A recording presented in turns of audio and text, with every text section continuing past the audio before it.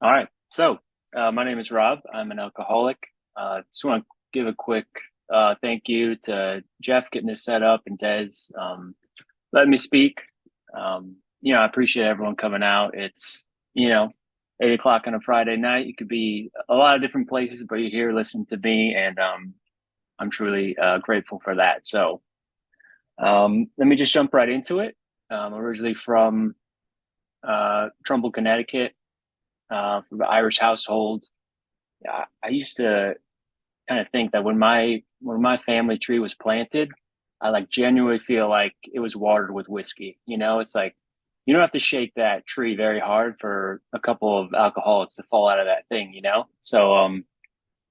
I've seen alcohol affect, relationships, E1 scholarships. I've seen it, take lives. And while, alcoholism runs in my family, luckily, so does recovery. And that's why, I sit before you today.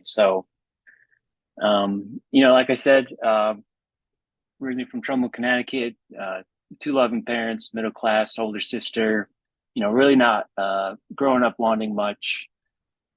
One negative thing I would say is that I was an extremely anxious and fearful child, right? Like my baseline was just pure anxiety, right? The big book says, driven by 100 forms of fear. Like put me down for like 200 forms of fear. Like I was just a wreck basically. Bad separation anxiety. I get dropped off at daycare. Um, Preschool, I used to hide under the table, like just to paint that picture for you. But growing up, I was introduced to sports early, and I was pretty tall for my age, and I kind of excelled in sports. And I found that when I was playing and I was doing well, that I didn't feel like these feelings. I didn't feel that anxiety. I didn't feel like I didn't belong. Like I felt like I was like exactly where I was supposed to be, and I just really wanted to like chase that feeling of just feeling at ease and feeling, at peace. And I used to really gravitate towards, players and athletes that were like very like, like showboat, be very flashy. I grew up like 90s Bulls. I love Jordan. I love Rodman,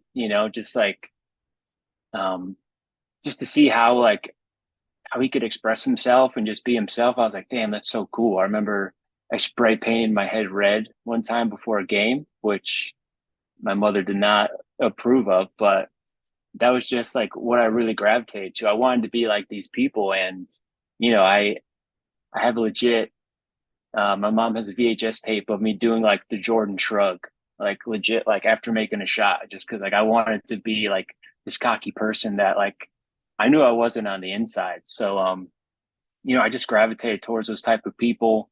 Me and my father, he'd bring home old like Western movies, old war movies. I'd see people like John Wayne, Clint Eastwood, and I was like, damn, these guys are like tough guys, like I want to be like these people. So I really just from like an early age, I just wanted to be this tough guy. I wanted to be this like really like just outward person that I just couldn't be. So I just had this like cycle of, playing sports, feeling good, and then going home and just feeling like I didn't feel fit in, feeling anxious. And, that just cycle really just continued, through most of my childhood. I ended up going to high school, playing, football on the high school team. And, I get invited to my first high school party, right?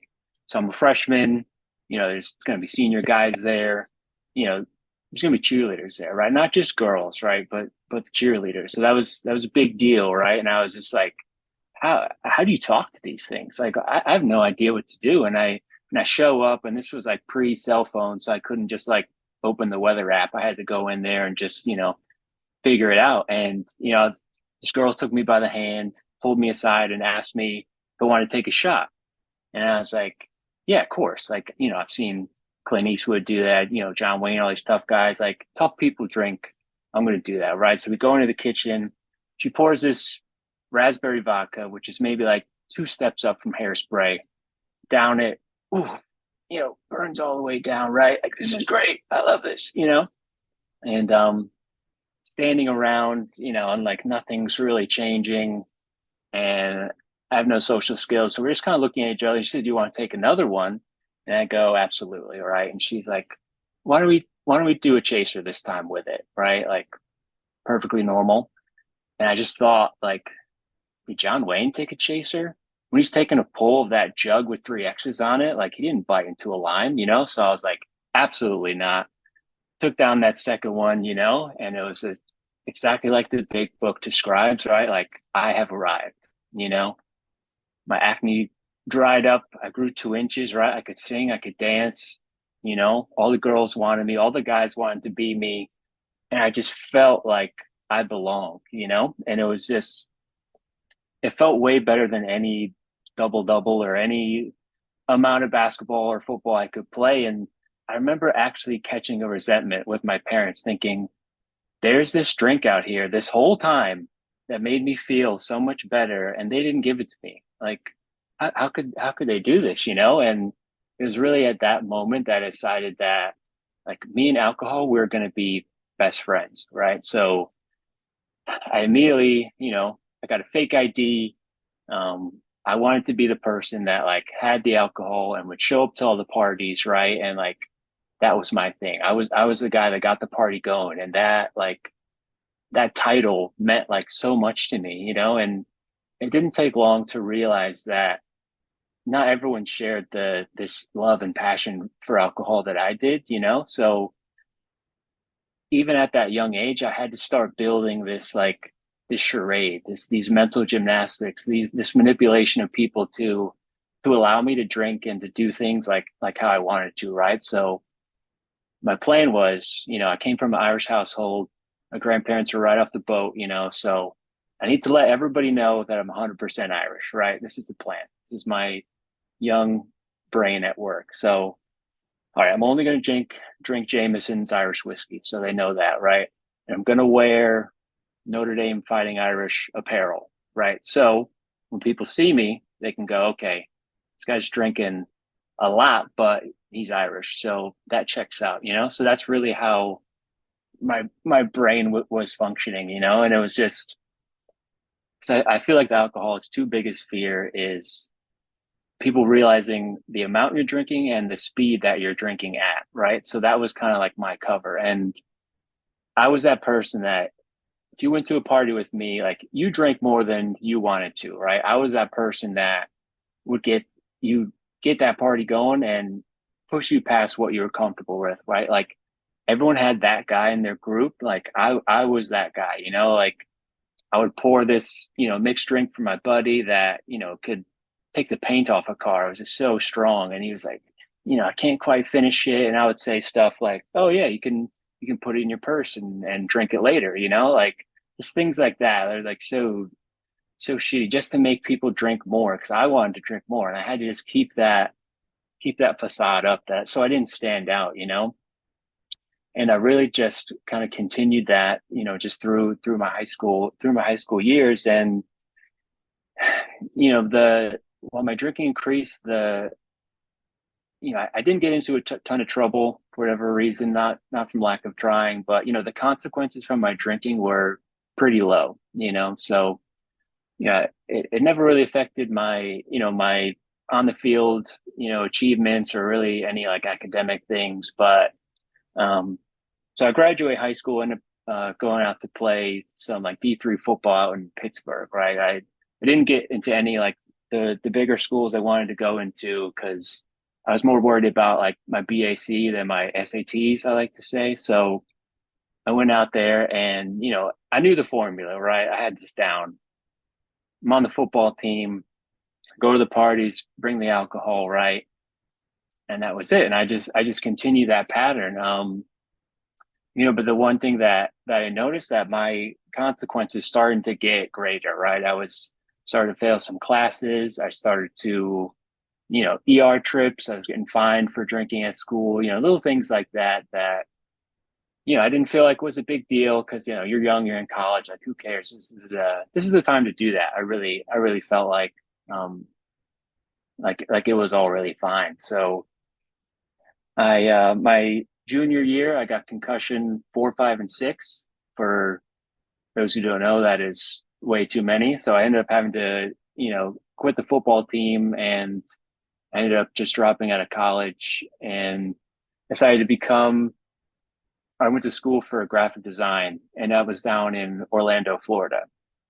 So this biggest thing for me was that, I'm moving 1,000 miles away from any friends and family, and I'm alone in a one-bedroom apartment, right? So since the age of 16, I've put nothing in my life toolbox other than a bottle of Jameson's, right? So when I moved down there, and I'm feeling alone, I'm feeling anxious, I'm feeling depressed, right?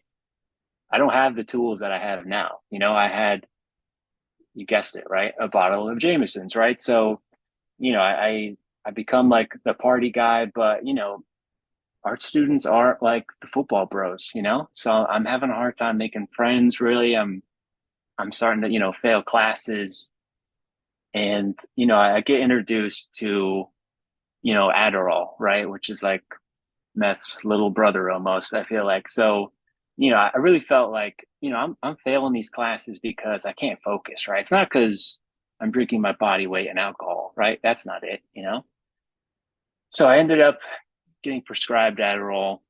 Doctor gave me like 120 pills a month, which is way too many. And I ended up, staying awake 3, 4 days at a time, looking out the window, thinking like there's helicopters, looking for me. My upstairs neighbors are talking about me, and just, I was really, I was just left to my own devices, my own self will. And what that looks like is staying awake for days on end. And then when those ran out, I would just drink and black out, because I didn't have that structure of the team. I didn't have that, family. I could easily get away with things.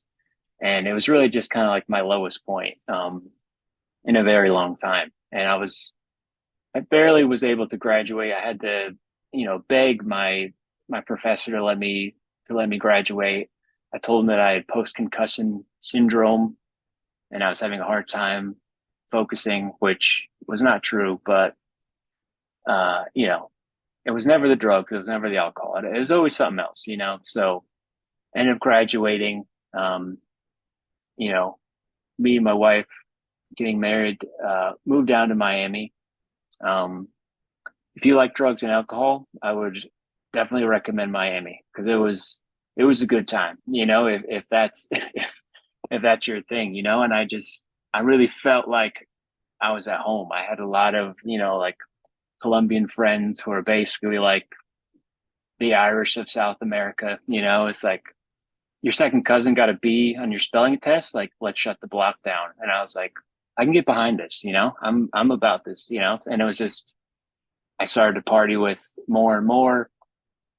I'm putting stuff in my coffee before work. It's just it's no longer a weekend thing. It's no longer a party thing. It's like it's becoming an everyday thing. And again, like these consequences are continuing to get worse and worse. Right? I'm getting into accidents. Right? I'm drunk driving. I'm losing jobs. I'm really damaging relationships, and that's kind of when the fun of drinking really started to go down, and I remember one of like the biggest like eye-opening things that happened to me down there was that Hurricane Irma was coming, right? Which if I don't know where everyone's from, but if you're in Florida and a hurricane is coming, right? You get carte blanche to drink all the time, right? If you're drinking tequila at 11 a.m. on a Tuesday, you got a problem, right? But if a hurricane's coming and it's a hurricane party, like that's totally normal, right? And so I was all about that. So there's a Category 5 hurricane coming at us, and at the time, my wife is working at the hospital, and they offer her and me, we can stay at the hospital if we'd like, right? Hurricane proof building, generators, water. You're surrounded by doctors, right? Hospital. And, I didn't want to give up that opportunity to drink for 3 or 4 days straight without any judgment. So it was like, I pulled the old, like, we got to batten down the hatches. Let's board up the the windows. We got to stick it out, just completely disregarding my safety, her safety, common sense, And I just, when I look back at it, it's like my disease was at the time stronger than like a category 5 hurricane, which is absolutely nuts when I think about that. And so the hurricane ended up coming. We lose power for almost 2 weeks. That the hangover after a 4-day bender and no power was one of the worst things you could ever experience. And, that's when I feel like I really hit this bottom. And so I decided to go, I needed help, right? And so I went to my first AA meeting. And the only thing I really knew about AA was just strictly from TV and movies, right? I knew there was going to be some folding chairs in some shape, circle, I assume. I need to raise my hand, say I'm an alcoholic, right? Like, so I felt like I got the gist of it, right? So, I show up and, there's it's a newcomers meeting, there's a speaker and she's giving all these really helpful hints. And it's like, I'm really, really enjoying it. I'm really getting locked into it. And, I'll never forget the first person to share after that was this guy in the back. And he was talking about how when he was in the Navy, he used to like park the fighter jets, right? Whenever they went out and came back, he would like taxi it back to wherever and they'd refuel. And he talked about how he was drunk and he ended up crashing one of the fighter jets. And at that moment, I was like, wow, I've only crashed my Honda Civic. This guy is a real problem, right? I'm not like these people. And without me really knowing it, that kind of planted that seed of kind of comparing myself, out of these rooms. And the more I'd listen, I'd hear these people shares and I go like, wow, these guys have a real problem. And then at the same time, if I heard someone share like younger than me, I would be like, oh, I've spilt more beer than this person has drank. It's just like I always had an opinion one way or the other. And I just let that doubt, that thought, like maybe I can just try it a different way one more time and I can figure this out, right? So I'm contemplating this and me and my wife, we end up moving to Poughkeepsie, New York, right? Which is in the Hudson Valley, which no offense to Poughkeepsie, New York, but it's not Miami, right? So I figured it should be a lot easier not to drink up here, right? Because it's not really the party scene. But, my disease, does not care where I go, geological changes do not matter, right? And, I stopped going to meetings. That thought kind of grew and grew. So sat my wife down and I told her that, look, we're going to these meetings, right? I've heard a lot of good things. And, I'm going to try this thing called moderation, right? Heard a lot about it, a lot of good things. Like I'm explaining some like new fad diet. And, obviously she was not thrilled about that, but like all alcoholics do, we have a plan, right? We don't just go into things without a plan. So here's the plan, right? I'm going to go out. I'm going to buy 4 tall boys, right? 4 IPAs, like double IPAs, right? Fancy stuff that I normally wouldn't buy. I was very much a quantity guy. Put them in the fridge. My wife goes to class. When she comes back, she'll see I only drank one of them. And she'll come back and she'll say, wow, Rob, you've mastered moderation. I take it all back, like you've done this and things would go on and my life would be great, right? So that's the plan. Um, I have that first beer. She goes to class. It's double IPAs, right? They're heavy duty, and I'm just thinking, 2 wouldn't be so bad, right? 2 beers on a Friday night. I don't think I would really be judged by that. And then when that second hit, I really felt at the time like I had no choice but to drink that third. And when I was drinking with people, I would use this phrase that I thought was like a common thing where I'd say like, oh, but like, guys, the train's left the station, like we'd go out for some drinks on like a Friday for lunch. and we'd have like one or two beers, and people would be, you know, going back to work, and I'd be like, fellas, train's left the station, right? And everyone would be like, sure. And then like they'd all leave. Like I didn't realize that not everybody felt like the way I did, that once that you get that phenomenon of craving, that I had to answer that call, you know? So I drink that third, looking at the fridge going, this doesn't look great, gonna be honest, right? One out of four. Let's polish off this fourth. Let's try again, right? This is a scientific method. We'll get this right. So I head out and buy another 4 pack, right? I repeat this process 2 more times, okay? Drinking a total of 12 of them. And, you know, anytime I ever think about whether or not I can handle alcohol or whether or not I could possibly drink in moderation, I'll always remember that my attempt at moderation was drinking 12 24-ounce beers. That's me in action trying to control my drinking, and after that I said, all right, maybe this AA thing might be for me, so I head back into the rooms. But you know you people kind of weirded me out, I'll be honest, right? We're holding hands, we're chanting.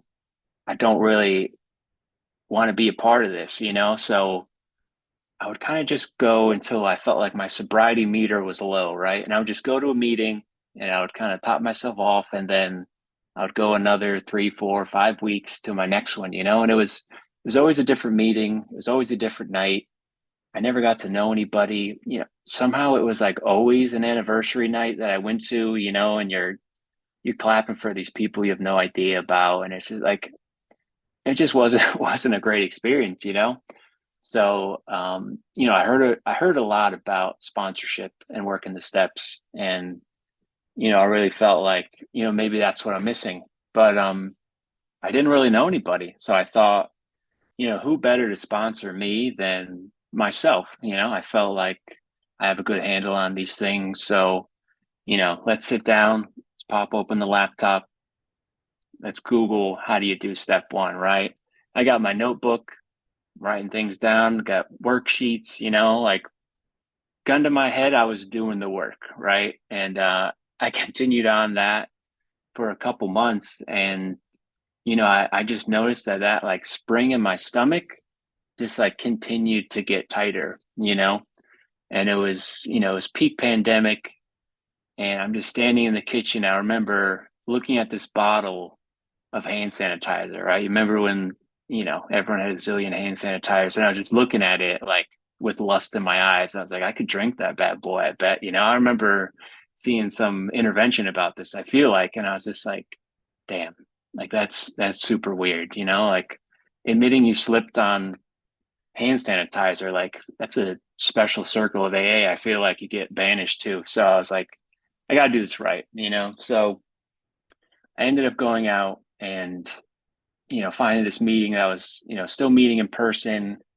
And I decided to just go to that meeting, make that my home group and just commit to that. And that was one of, I would say, the biggest steps I ever took in my sobriety was just, opening up to people and letting them in my life, and, them letting me into theirs was just, I just felt like so beneficial. And, I ended up getting a sponsor who was not myself, which makes step five a lot easier.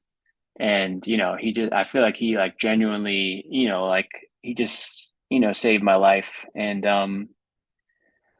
it was just, working those steps for me was just like so necessary for my sobriety, because I feel like, for me, it wasn't just enough to stop drinking, right? It's not just about putting that plug in the jug, because, I bulldozed a ton of people to get into those rooms, and I felt like for me, just to stop drinking and leaving it at that, I felt like for me it was selfish. So I really had to do that work, and make those amends, and, trust God, clean house, help others has just been such,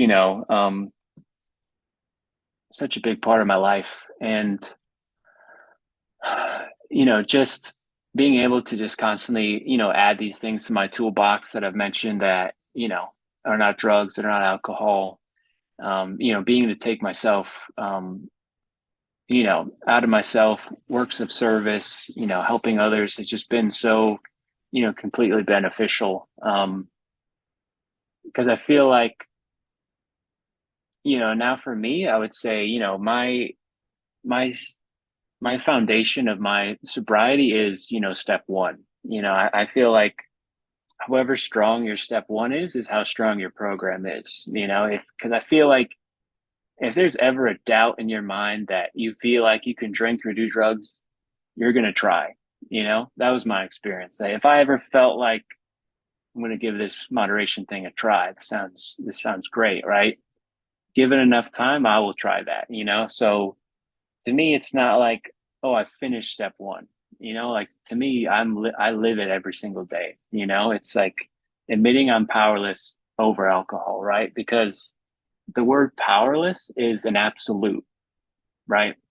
You're not somewhat powerless about something, right? You're either you are or you aren't, right? And I feel like that's such a strong language that was chosen for that step that for me, that's just kind of like the cornerstone of my sobriety is that I can never forget that I'm completely powerless over this. And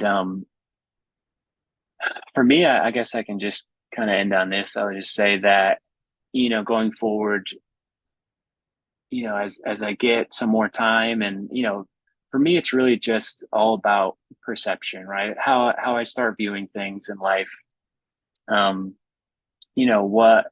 what I have to do versus what I get to do, has been such a big change for me because, when I was in Orlando in that one bedroom apartment and I was lying in the bathtub with a bottle, and I was praying to God, like, just help me, like get me out of this mess. Um, I feel like everything I complain about in my life now, I was praying for when I was drunk, and I can't forget that is that um just like what a privilege it is to, be able to live the life I live and that, wherever you are in your sobriety, I think something that's really helped me is just that like, if you're struggling with like people, places and things, right? That's not like a life sentence for you, It's like you're constantly growing, you're constantly evolving. When I first stopped drinking, I couldn't listen to certain things, I couldn't go to certain places, I couldn't see certain people, and I just felt like damn, like this sucks, like I'm never going to be able to do these things again. But that's just not true. You're going to grow, you're going to change. I've seen those people and I've been to those things. I've danced at a wedding, I've been to a ball game, like all these things. I was like, it's impossible. I'll never forget going to my first NFL game and I had like 12 Pepsis and I missed like half the game in the bathroom, but damn it, I did it. I watched that game, and just hitting those personal milestones, just like realizing that, there is no graduation. You don't get a certificate doing the 12 steps. It's something that, you're constantly doing, you're constantly evolving, you're constantly growing. And, that's just something that, you know, just gratitude is something that, I try to keep in mind that, I have a group of buddies that, every morning we'll text each other three things that we're grateful for, which you know, might sound a little corny, but I found like it's just so beneficial to like start my day with gratitude because like I have no problem turning a situation and like complaining about it, like I'm on a train platform and it's raining and this, it's like, well, I'm thankful that I have a job and I have money to take a train and I have a job to go to because, simple things like that, I've really kind of taken for granted. Is definitely, a possibility. So yeah, I feel like that's do I give a topic or are we just vibing after? What's the move here? Thank you again for letting me share, by the way.